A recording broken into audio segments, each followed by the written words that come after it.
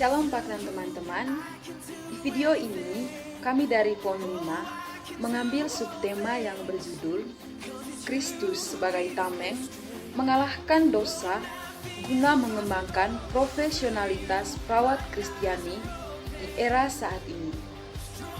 Adapun beberapa subtopik yang akan dibahas kelompok kami, di antaranya yang pertama, apa itu dosa? Dan topik ini akan dibahas oleh teman kami Esther Bago. Yang kedua, bagaimana dosa itu berkembang? Dan topik ini akan dibahas oleh teman kami Rosita Rumasep. Yang ketiga, dosa yang dilakukan dalam lingkup keperawatan yang dibahas oleh teman kami Romana Kudu. Dan yang terakhir adalah peran Kristus sebagai tameng atau perlindungan profesional keperawatan di zaman sekarang yang akan dibahas oleh teman kami Sofia Dosa. It's you who gives me strength. Oh, nothing is impossible. Through you, my eyes are open. Strongholds are broken. Oh, I am living. Come on, somebody shout this out. Nothing is impossible.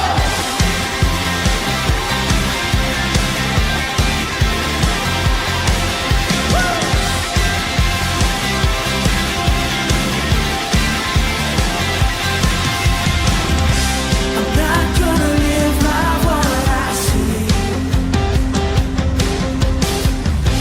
I'm not gonna live by what I feel.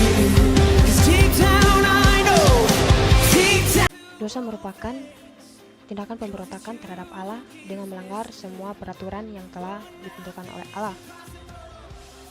Dosa terjadi bukan hanya kita yang memberontak kepada Allah saja, tetapi juga kepada sesama manusia dan juga kepada diri kita sendiri. Dosa berakar dari hati, mata, daging, dan juga keangkuhan manusia. Dosa ada sejak Adam dan Hawa melewati batas yang telah ditentukan oleh Allah. Sejak Hawa mengambil lalu memakan buah dan memberikannya itu kepada Adam. Sejak saat itu manusia telah jatuh ke dalam dosa secara organisme, sehingga manusia saat ini telah berdosa sejak dari dalam kandungan ibu.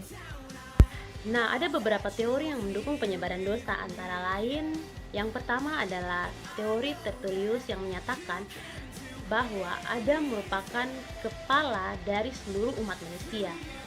Yang kedua adalah teori Agustinus yang menyatakan bahwa Adam merupakan wakil dari seluruh umat manusia. Yang ketiga, teori Pelagius yang menyatakan manusia lahir dengan suci dan dengan jiwa yang murni, namun setelah ia berada di dunia, dosa dan kejahatan mulai muncul ketika ia mencontohi atau meniru dosa dari nenek moyang dia.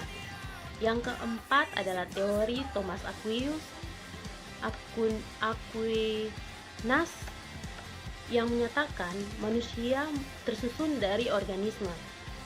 Organisme manusia dikepalai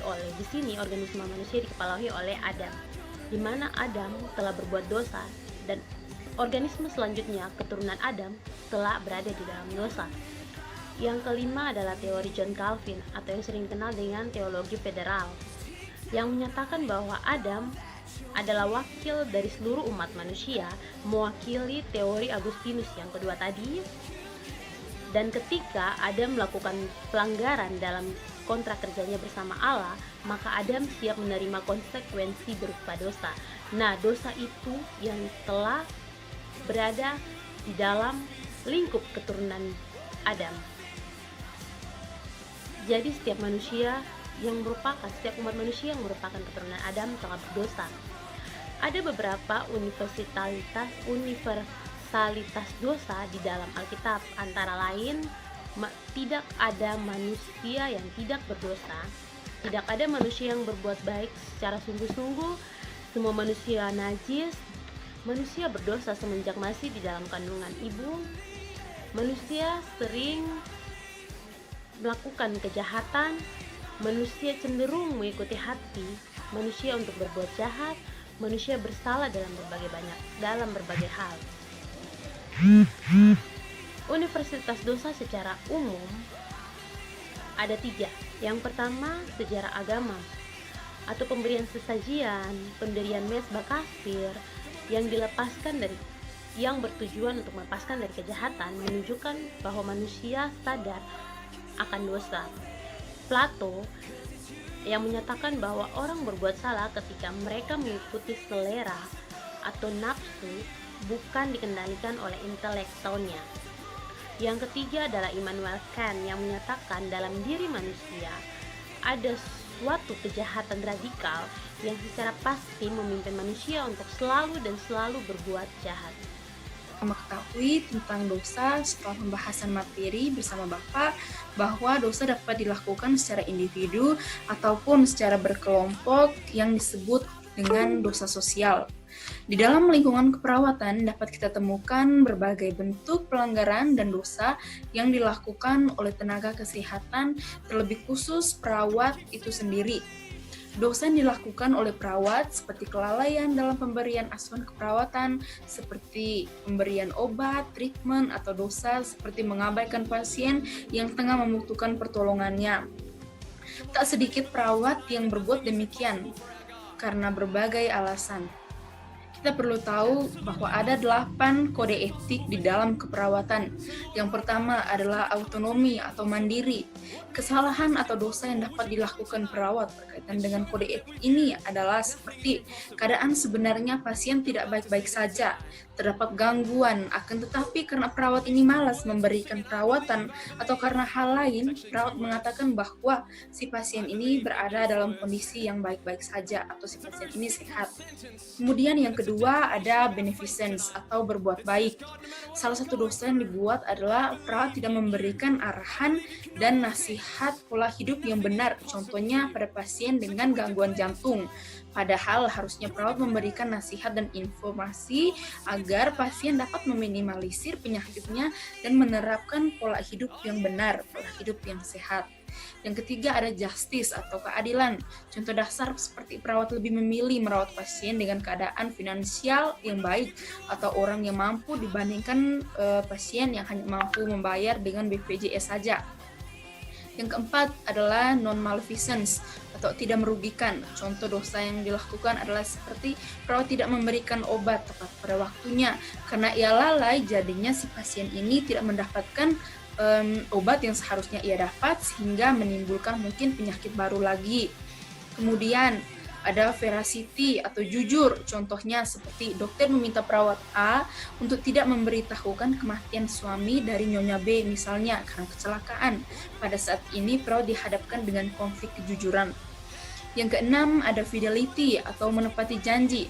Ada banyak perawat yang sering melanggar janjinya, contohnya seperti ia berpesan kepada pasien bahwa akan datang kembali pada pukul 4 sore misalnya untuk mendengarkan keluhan dan masalah pasien dan dengan melakukan komunikasi terapeutik misalnya. Tetapi karena berbagai alasan dari si perawat, maka ia tidak datang tepat waktu atau sama sekali tidak datang dan membuat si pasien ini menjadi kecewa dan rasa trust-nya kepada si perawat ini menjadi hilang. Yang ketujuh ada confidentiality atau kerahasiaan. Ada banyak perawat yang tidak mampu menjaga kerahasiaan pasien. Terkadang hal yang menjadi privasi pasien yang seharusnya di-keep malah dibeberkan, malah dibicarakan oleh perawat kepada rekannya yang lain atau kepada orang lain. Dan hal ini menimbulkan kehilangan kepercayaan pasien terhadap perawat. Yang kedelapan ada akuntabilitas. Banyak perawat yang tidak dapat bertanggung jawab terhadap pekerjaannya, terhadap profesinya, terhadap dirinya sendiri, terhadap rekan kerja di teman sejawatnya, dan bahkan kepada klien dan keluarga dari klien. Dengan melakukan perbuatan semacam itu, maka perawat telah melakukan beberapa jenis dosa, yaitu yang pertama, dosa terhadap Allah, dosa terhadap sesama, ini terhadap klien, terhadap keluarga klien, atau terhadap teman sejawat misalnya. Kemudian dosa terhadap diri sendiri, yakni dia tidak bertanggung jawab atas profesinya sendiri. Kemudian dia melakukan dosa karena melakukan yang tidak seharusnya dan tidak melakukan yang seharusnya. Kemudian dosa pribadi dan dosa yang dapat mendatangkan maut dan tidak mendatangkan maut, karena ini berkaitan dengan pemeliharaan dan keselamatan dari si klien itu sendiri. Oleh karena itu, Allah menyediakan Sang Juru Selamat manusia, yaitu Yesus Kristus, untuk menebus manusia dari dosanya, termasuk menebus perawat dari dosa. Baik, di sini saya akan menjelaskan tentang peran Kristus sebagai tameng dalam mengalahkan dosa di bidang profesional keperawatan. Jadi seperti yang kita ketahui bahwa kita sekarang itu hidup di zaman revolusi industri 4.0, di mana zaman ini akan memberikan dampak bagi manusia, khususnya di bidang teknologi. Di awalnya itu manusia dia tidak memiliki suatu penyakit, tetapi karena hukuman dari dosa Adam dan Hawa, akhirnya manusia itu mengalami penderitaan, penyakit psikis, dan juga penyakit fisik. Nah, sehingga manusia ini dia akan berusaha untuk bisa sembuh. Nah, dari sinilah manusia itu terpanggil untuk bisa menyembuhkan. Nah, itu diambil alih oleh tenaga kesehatan. Nah, di sini saya akan menjelaskan khususnya perawat. Nah, Kristus ini dia menuntun para perawat di dalam pemberian asuhan kesehatan sehingga menjadikan perawat sebagai mediator atau sarana penyembuhan, lalu menjadikan perpanjangan tangan Kristus sehingga di dalam setiap tindakan perawat harus menunjukkan watak Kristus yang berbelas kasih, rendah hati, dan suka menolong. Ya, walaupun perawat itu melakukan suatu kesalahan atau dosa, tetapi Kristus itu dia akan selalu mengampuni dan juga dia akan selalu menyertai itu perawat. Walau Kristus ini dia selalu menjadi perisai bagi kita, melindungi umatnya dari dosa. Kristus tidak akan meninggalkan kita walaupun kita telah berbuat dosa, tetapi Kristus akan selalu ada, Kristus akan tetap ada dalam hati kita. Sehingga sebagai seorang perawat Kristiani kita harus bisa memperkuat iman dan kepercayaan kita kepada Kristus. Nah, oleh sebab itu Kristus akan selalu menyertai dan memberkati kita dimanapun dan kapanpun. Kristus ada di dalam hati kita, Kristus sebagai pelindung kita dari dosa, maka kita sebagai perawat harus memperkuat iman kita kepada Kristus. Maka dengan demikian, jika kita punya iman yang kokoh, kita punya iman yang teguh pada Kristus, maka dosa itu tidak akan kita lakukan karena kita punya hati nurani mengikuti Kristus. Jadi, kesimpulan dari semua subtopik yang telah dibahas adalah dosa merupakan tindakan pemberontakan terhadap Allah. Dosa ada sejak Adam dan Hawa melewati batas yang telah ditentukan oleh Allah sehingga mereka jatuh ke dalam dosa. Adapun elemen-elemen dosa itu yaitu dosa kesalahan asal dan dosa kekotoran atau pencemaran. Adapun akibat dari dosa yaitu manusia mati secara kekal, dosa memperbudak manusia, kemunafikan, pembencian terhadap Allah, manusia sering dikuasai hawa nafsu, serta mementingkan diri sendiri. Dalam kehidupan sehari-hari, banyak perawat yang sering melakukan dosa berupa kelalaian dan lainnya yang menimbulkan kerugian pada klien dan keluarga. Banyak yang tidak menjalankan profesinya sebagai perawat dengan baik, sehingga semua dosa ini perlu ditebus oleh Kristus Yesus. Walaupun perawat melakukan suatu kesalahan, tetapi Yesus Kristus akan selalu mengampuni dan dosa yang diperbuat itu tidak akan membatasi atau menghalangi Kristus untuk memberkati setiap tugas dan tanggung jawab seorang perawat. Kristus selalu berusaha untuk menjadi perisai yang melindungi umatnya dari dosa. Kristus berusaha untuk menarik manusia agar tetap dekat dengannya, karena dengan dekat dengannya, dosa dapat kita hapus.